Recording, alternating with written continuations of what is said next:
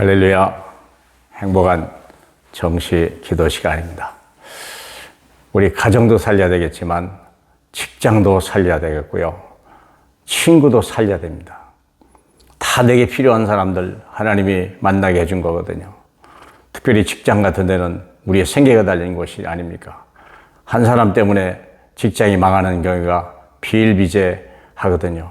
한 사람이 잘못해가지고 화재가 나고 폭발이 막 일어나기 시작하고, 한 사람 잘못해가지고 운전수가 잘못해가지고 그냥 막 집하고, 이번에 보니까 광주에서 건물이 커는 중에 마침 정류장에 있던 버스를 덮쳐가지고 결국은 무분별한 사람이 그런 일이 생긴 거거든요. 그러면 사람이 그걸 막아낼 수 있냐? 없습니다. 절대 불가능합니다.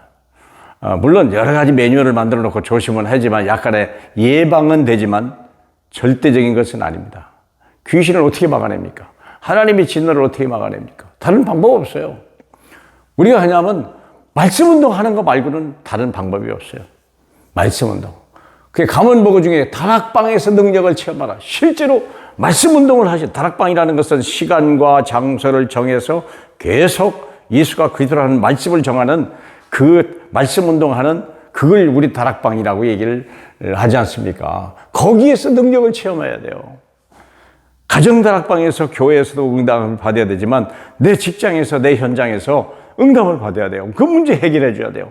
그분이 질병이나 고민사항이나 여러 가지 흑암의 문제가 막 덮쳤는데 아무도 해결해 주지 못한다. 사람들이 막 옛날에 그 대구에서 막 우울증 걸린 사람이요. 그런 사람이 대구 지하철에다가 기름 뿌리고 불을 질러 버리잖아. 그걸 누가 막으세요? 아무도 못 막는 거예요. 예? 그때 그 사람을 치료했던 정신과 의사 부인이 그 지하철 탔다가 죽었다잖아요. 의사가 못 고쳐서 그래요. 능력을 체험해라. 이게 세 군데에서 하면 돼요. 교회 다락방. 교회에서 먼저 우리가 말씀 운동을 어떻게 하는지 예배 중에 사도행전 2장 1절로 40절 하나님의 언약을 가지고 계속 기도했는데 120명이 계속 모였는데 막 성령이 임하는 거예요. 성령이 임했다는 말은 흑암이 꺾기 시작했다는 얘기입니다. 하나님의 역사가 시작됐다 그 말이겠죠. 사도행전 11장 19절로 31절 보니까 스데반의 환란으로 흩어진 자들이 가서 예수 그리스도 얘기했는데 거기에 하나님의 역사와 증거가 일어난 거예요. 오직 예수 그리스도인이라고 했다 이제. 그리스도인들이라고 그랬다. 처음으로 불렀다. 오직 그리스도만 얘기하니까. 로마서 16장 1절로 27절. 거기서 복음을 위해서 거기 보호자, 식조인, 동역자들이 막 바울을 위해서 목이라도 내놓을 사람들, 이런 사람들, 온 교회 식주인이 되는 하나님의 경제 축복을 담당하는 이런 능력을 체험해라. 하나님의 교회 다락방을 하니까 막 얼마나 축복하시는지요. 두 번째는 가정에서 다락방이 있어야 할 필요해요. 부부가 진심으로 거의 대화를 안 하거든요.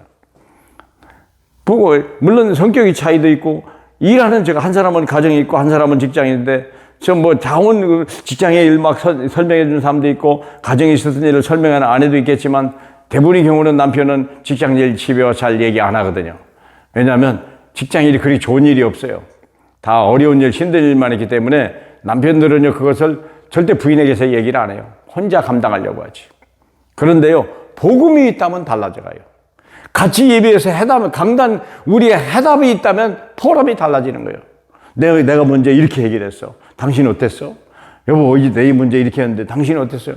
부부가 진심으로 강단 포럼을 하든. 강단에서 뭐 합니까? 인생의 해답을 주는 거예요. 하나님의 목사님을 통하여 인생의 해답을 주는 거예요. 그래서 치유 메시지를 주기 시작하는 거예요. 그렇기 때문에 강단 예배 성공자가 모든 문제 해결자예요. 예수님의 강단은요, 사마리아 우물가에가 거기도 강단이었어요. 주님이 거기서 말씀했다니까. 사마리아 여자가 치유받았다니까. 사리한 역사.